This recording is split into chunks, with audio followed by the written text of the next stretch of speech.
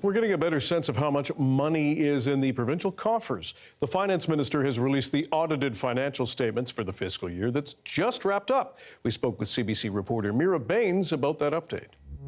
Well, Dan, we should remember that this fiscal update is for the last quarter of 2024.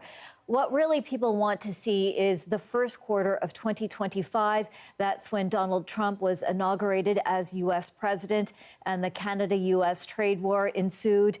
But these numbers reflected the deficit at the end of the year. And Brenda Bailey, the finance minister, said that the deficit is sitting at $7.3 billion. Now, that's high, but they say that's about $500 million under the finance minister's forecast. That was forecast in the budget.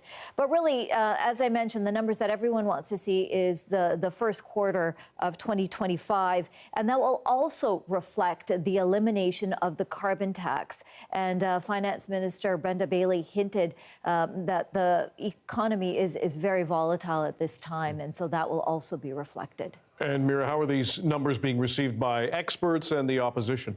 Well, I spoke with Carson Binda. He's the BC director of the Canadian Taxpayers Federation, and this is what he had to say. Just the interest on the debt cost your average family of four about $3,200 last year alone. That's an eye-watering amount of money when British Columbians are laying awake at night, wondering how they're going to afford to put food on the table or keep a roof over their heads. Now, Bailey had mentioned that there were higher revenues coming from Crown corporations like ICBC, but that also offset lower revenues coming from the natural resources sector.